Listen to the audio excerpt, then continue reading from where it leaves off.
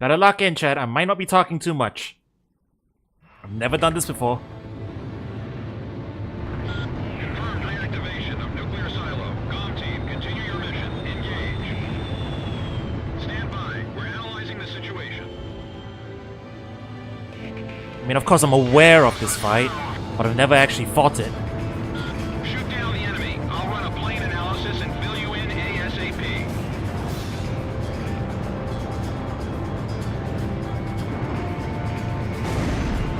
Those who survive a long time on the battlefield start to think they're invincible. I bet you do too, buddy.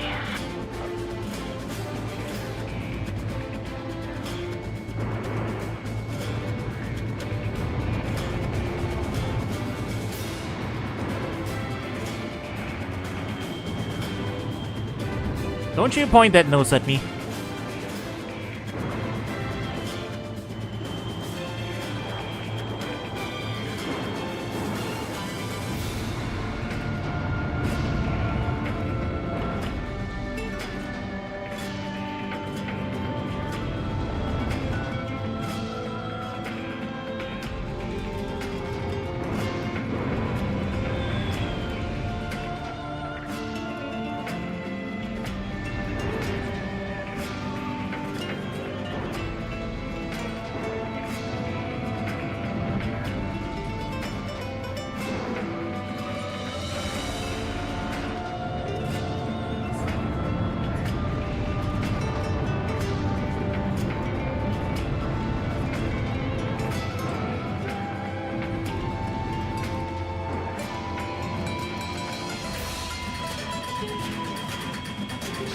Ow.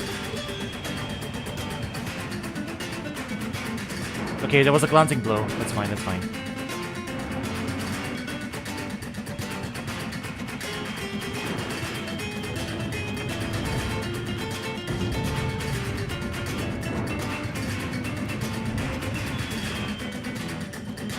Oh, yes. Isn't it epic, though? I'm actually fighting the Zero fight.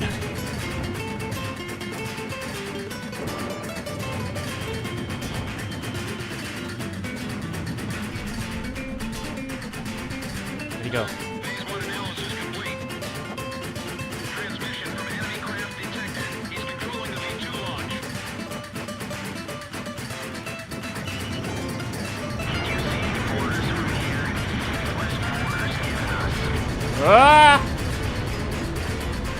We're going to start over. He's using burst missiles now. That's what V2 is for.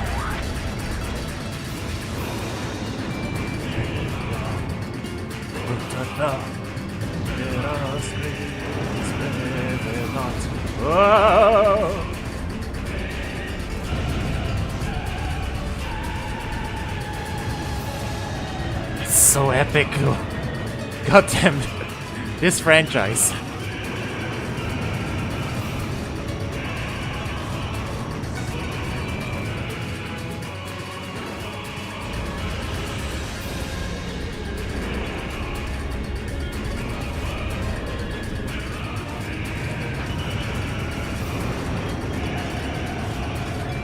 There's only one way, buddy.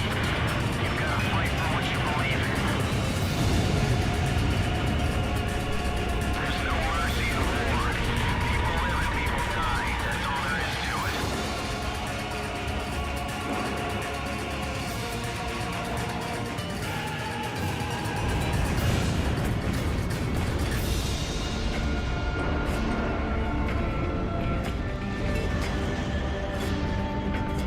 You fired up? Come shoot me down. I'll get you yet.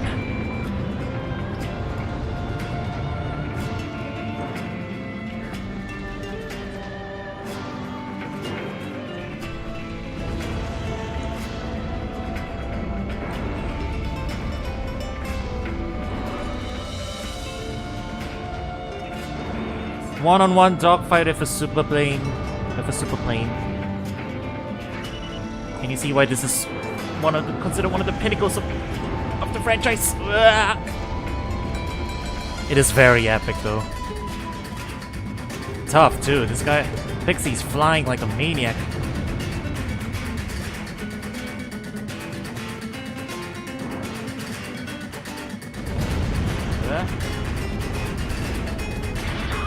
It's time!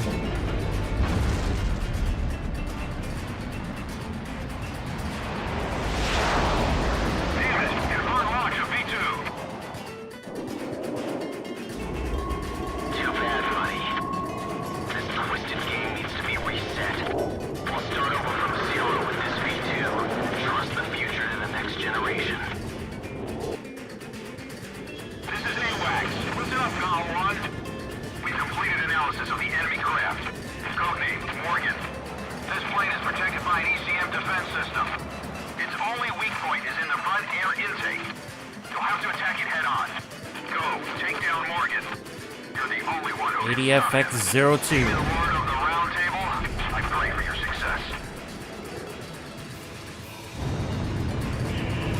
God damn, that music timing was perfect.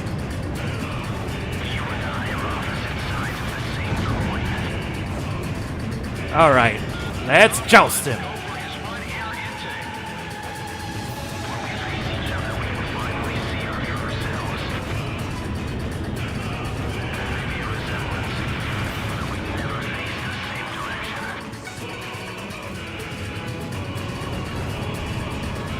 Knights of the Round Table, baby! Off angle.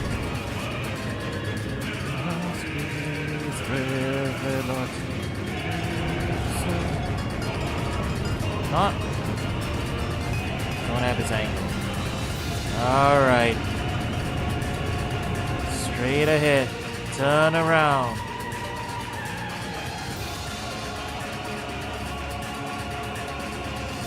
Where'd you go?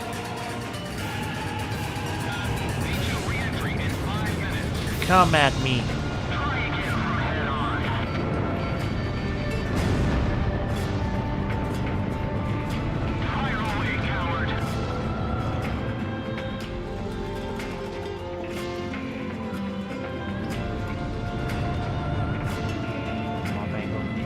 Oh, I got it. Nope, too close. Yeah, he deliberately goes for head on as well.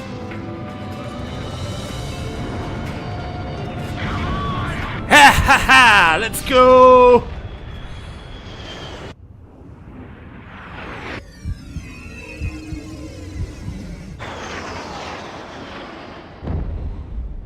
God damn that. I'm feeling pretty awesome. I'm feeling pretty awesome.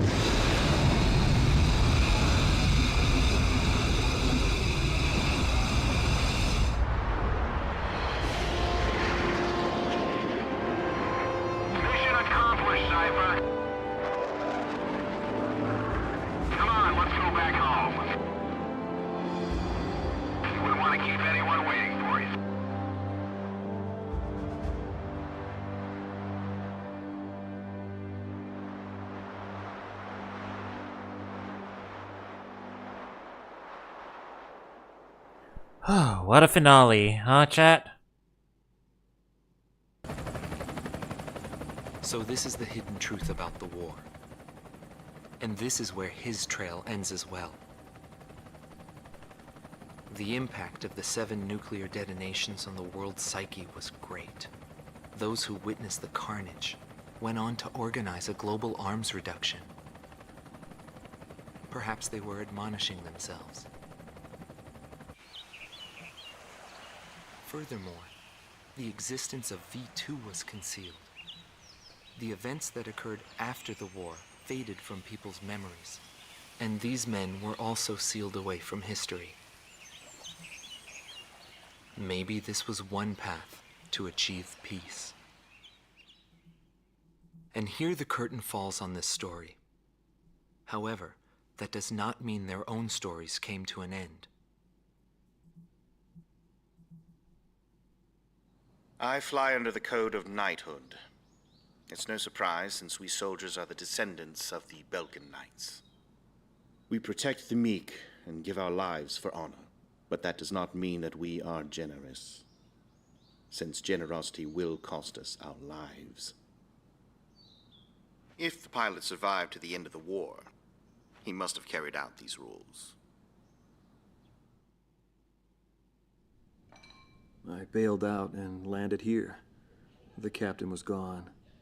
I've lived a comfortable life since then, and I probably have him to thank for that.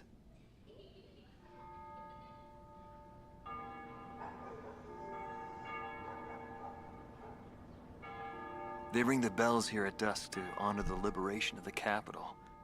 It signals peace, but to me, they are the sounds of death. As we shot him down when the bells are ringing.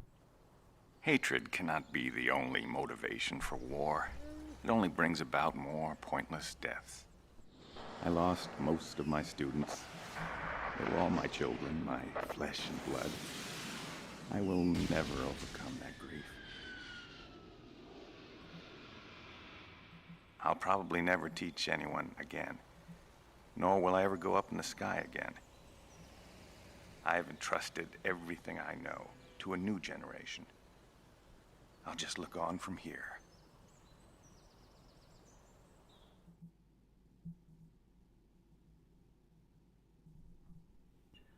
Espada Squadron. Marcela Vasquez, the Espada Team's number 2, and former member of the Sapan Air Force, 9th Air and Land Division, 11th Tactical Fighter Squadron. She is thought to be a survivor of the Coup d'etat Squadron. She currently earns a living as a dancer. Yes, Sapin is just Spain with 2 letters switched around. If the Demon Lord hadn't appeared, our lives might have been different. For me, it wasn't about flying or ideals. Most of all, it was about him, my flight lead. Our mission was to escort the heavy command cruiser that was to act as transportation for the organization. And the Demon Lord appeared, as if to block our path. I will never forget his overwhelming power. One by one, my comrades were shot down, and then the mother bird we were supposed to protect. Hey, I did that. Me! We survived after the fight.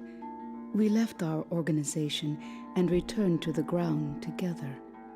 But those whose hearts are in the sky will always return to the sky.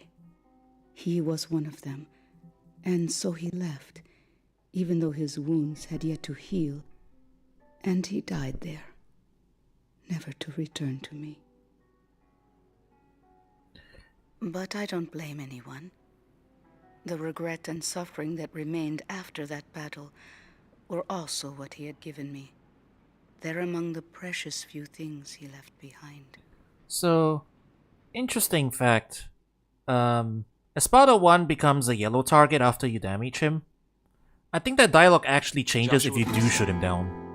Former captain of the Ocean Air Defense Force, 8th Air She'll Division. refer to how he 32nd like he Tactical died Fighter in that Squadron. battle because you shot him down instead His of actions during the Belkan stuff, War yeah. are surrounded in mystery, and he is rumored to be one of the founders of a world with no boundaries. His whereabouts were unknown after the decisive Yeah, I battle didn't of shoot him down. I left him Valtryek. alone. But several years later, he resurfaced as a leader of a terrorist organization. Today, he is serving time in prison. This darkness and that little window are my entire world now. I'm actually rather fond of it. The darkness envelops me in a borderless world, a world with no boundaries. He was not the reason we were unable to change the world. No matter what the desired outcome is, the world can still change, as long as people expand their knowledge and desire change. Today's world has already changed from what it was back then.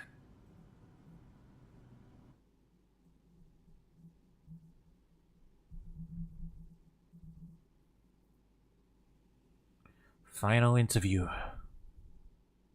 Larry Falk, also known as Solo Wing Pixie. GALM Team's number 2, and member of the Ustio Air Force, 6th Air Division, 66th Air Force Unit. 666. That's right. This man was his buddy, and his enemy. Every squadron / ace that we shot down. I should have died that day, but I didn't. I dragged my wounded body and reached ground zero of the nuclear detonations. A barren, empty land. I felt an unbearable sadness when I witnessed that landscape. There were still people living there. They were the ones that saved me. It may be true that the world has no need of borders, but would getting rid of them really change anything? The world won't change for the better unless we trust people. Trust is vital in a peaceful world.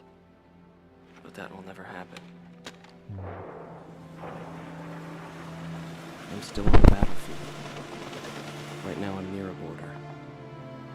I want to see for myself what borders really mean, and what their volition really is. I may not find what I'm looking for, but I still want to try. Anyway, that's what I've come to believe, and I think that's enough. Will he see this video? If you do meet him, give him a message for me. Yo, buddy. Still alive? And thanks, friend. See you again. And there he goes. Will we see this video? We do. The Demon Lord of the Round Table. A warrior who soared through the Belkan War, inspiring both fear and admiration. His presence filled the skies for but a few short months before he disappeared. Apart from that, nothing is known about him. I was never able to find out what kind of a person he really was. But whenever they talked about him, they always had a slight smile on their faces. That, perhaps, may be my answer.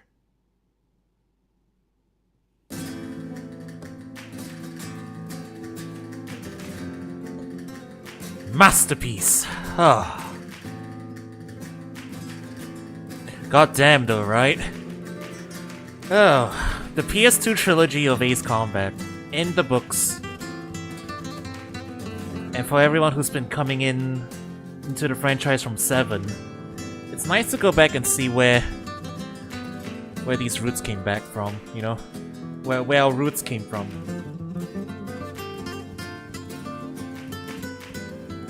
I say that even though I've never actually played an Ace Combat game until I started this PS2 trilogy.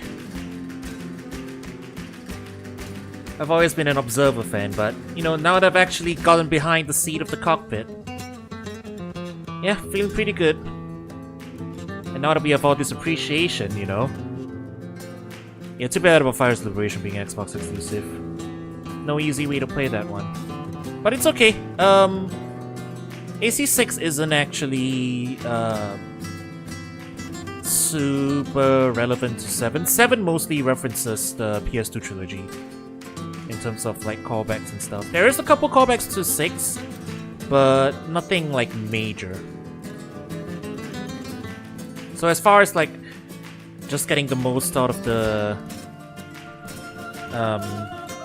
you know, the appreciation before we hop into 7 and play through it ourselves, I think playing through the Holy Trinity is good enough.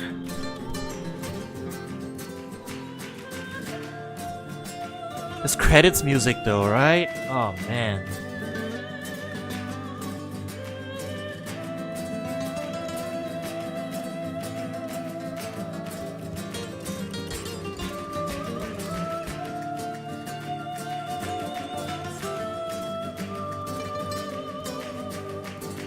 Yeah. I think out of the 3, honestly, 0 might be my favorite. 0 might be my favorite just for the presentation alone, you know. Just the entire framing device of it being an old war documentary is such a creative way to handle it. And yeah, I really enjoyed the integration of the FMV cutscenes too. Right? I mean, for a lot of people, it's gonna be a toss-up between 5 and 0 for sure, you know, because 5 is probably the most ambitious. It's the longer one. It's got the biggest like set pieces. It's got a lot of twists and turns. You know, it's basically an entire season of Gundam that you can play through, more or less. But I really, really like Zero's presentation. So I think out of the Trinity, Zero is probably my favorite. But they're all really good, yeah. 4, 5, 0, yeah. Yeah, 5 has a lot of super cinematic set pieces, yeah. 5 has all the dramatic cinematic set pieces. 0 has... But I think I will say 0 has the best one-on-one dogfight boss yet to be topped, I think. Like, 7's not bad, you know? 7's definitely not bad in terms of its one-on-one dogfights, but, you know, dogfighting soloing Pixie in his super plane, there's a special je ne sais quoi to it.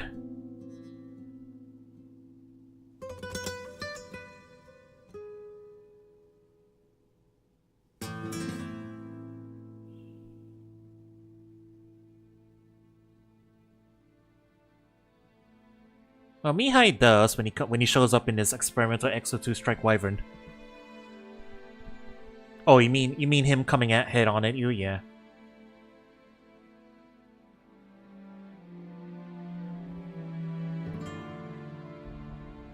All these photos too, as part of the credits.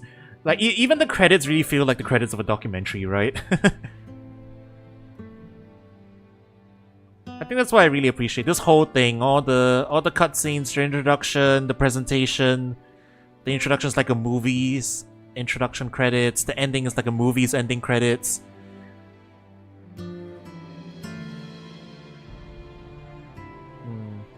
Ground Zero from one of the detonations.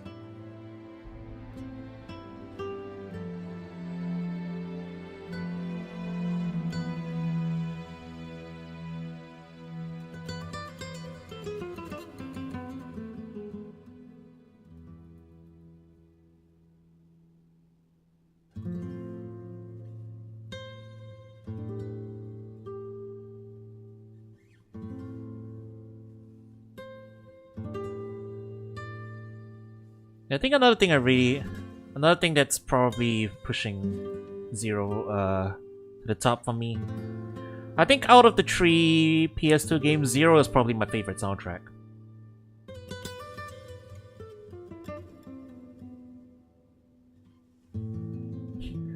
Yeah. Ocean Broadcasting Company documentary special. Warriors in the Belkan War.